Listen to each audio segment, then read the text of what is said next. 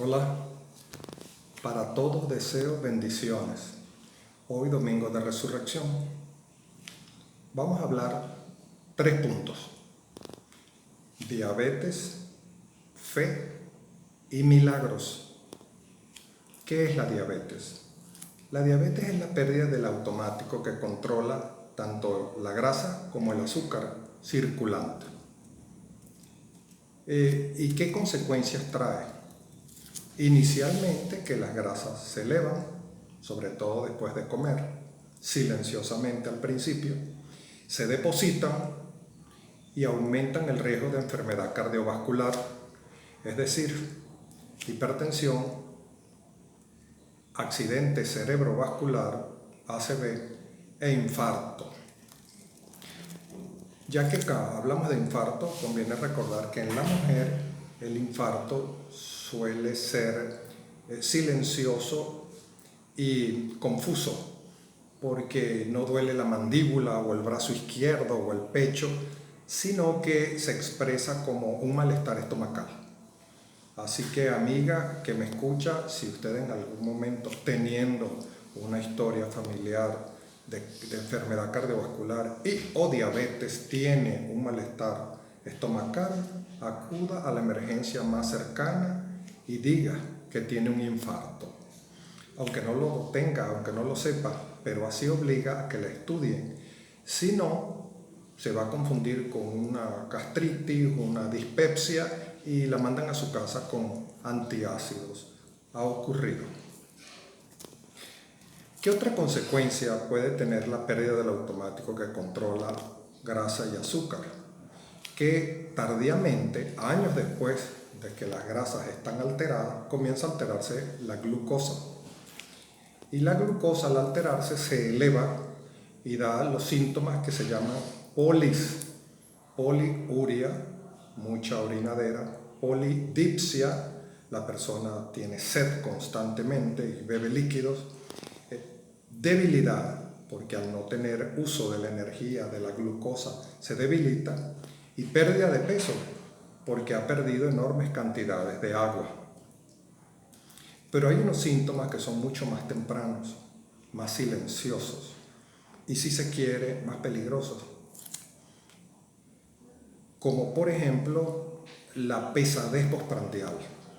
Personas que comen, sobre todo el almuerzo, y entran en un sopor, en un sueño. Ese es un síntoma que, si usted tiene antecedentes familiares o de enfermedad cardiovascular, ACV, infarto, o diabetes, debe consultar con el especialista, porque esto se debe a la marea postprandial.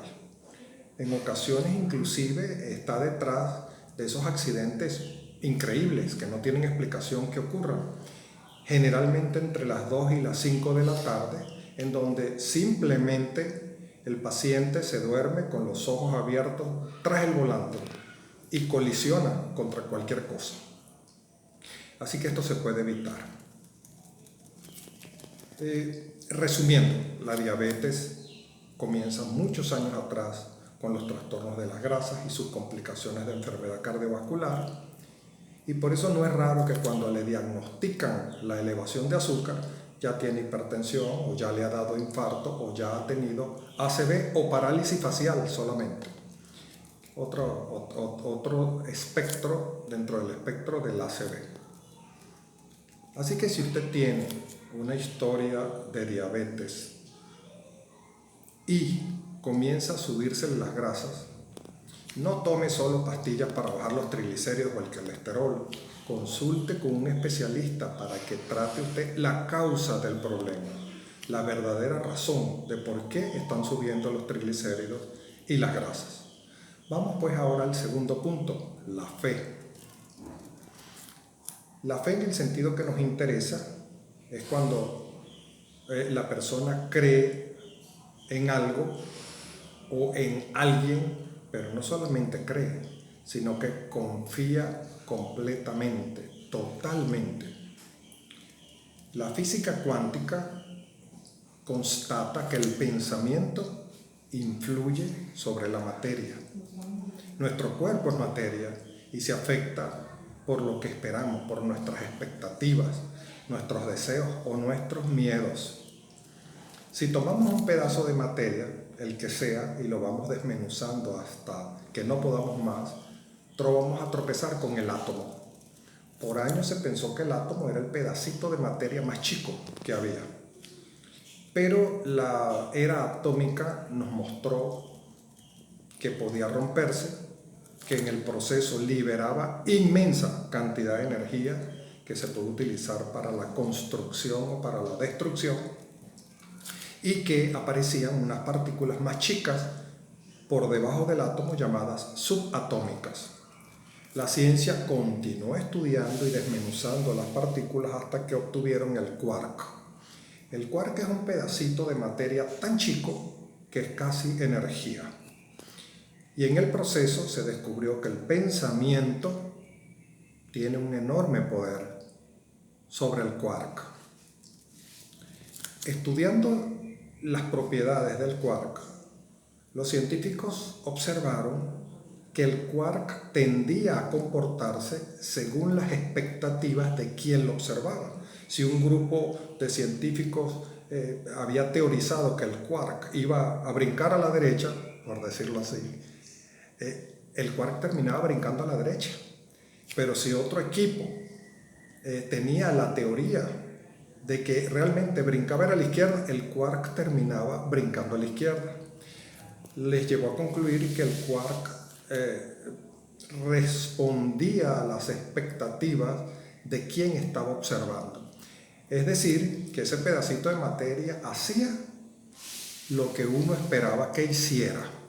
Así que hay que tener mucho cuidado con lo que se está pensando, con lo que se piensa, porque como decían nuestras abuelas, los ángeles pueden decir amén. En este caso, el quark dice amén. En la medicina hay un efecto que ejemplifica también la fuerza de la fe. Ese efecto se llama efecto placebo. Es cuando una persona que recibió una pastilla que no tiene nada, una medicina que no tiene medicina, y sin embargo se han observado que en los trabajos 30 a 35% de las personas que toman esa pastilla que no tiene nada se curan porque le tienen fe. Y también se ha observado que ese porcentaje se eleva mucho más cuanto más elevada sea la fe que se le tiene al médico y a la pastilla que el médico da.